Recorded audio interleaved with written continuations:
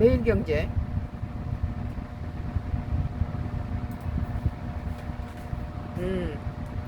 매일경제 2026년도 8월 10일자 기사예요.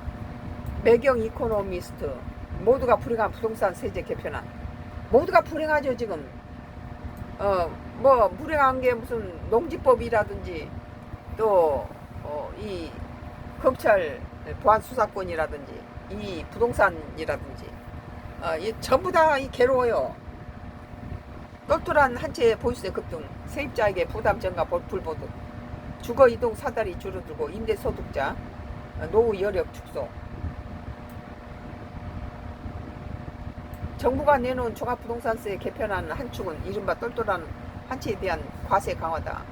고가주택에 대한 누진과세를 강화하고 실제 거주 여부를 기본 공제 등에 반영하겠다는 취지다. 그러나 고가 혹은 비거주 1주택자를 겨냥한 세부담 강화가 실제로 누구에게 귀착되는지 충분히 고려했는지 의문이다. 고가 1주택자 세부담은 크게 늘어난다.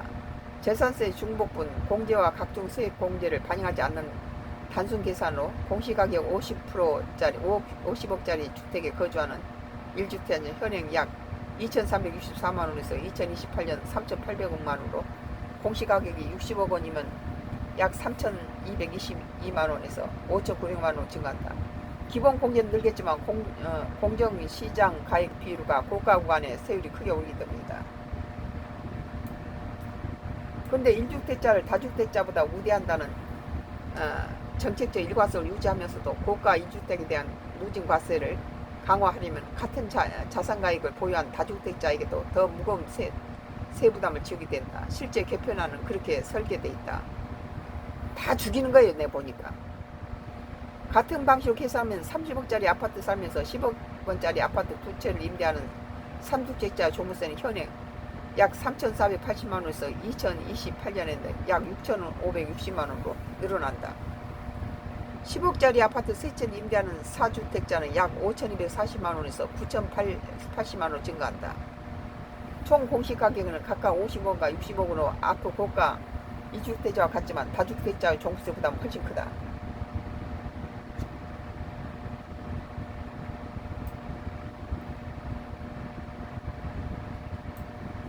일가구 1주택 보유에 대한 우대 원칙은 오랫동안 우리 주택정책의 한 축으로 자리해왔다. 그랬죠?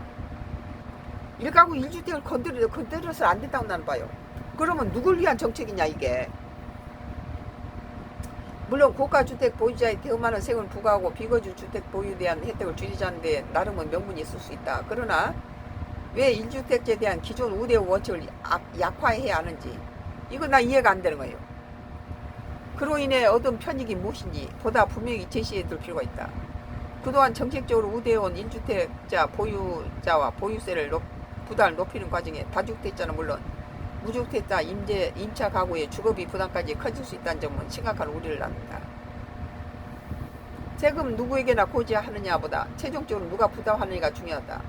청년층, 중장년층, 노년층의 세계 주기별 주택 수요의 실질적인 조세 귀착을 면밀히 분석하고 공론화를 거친 뒤 제도하는 것이 책임있는 정부의 자세일 것이다.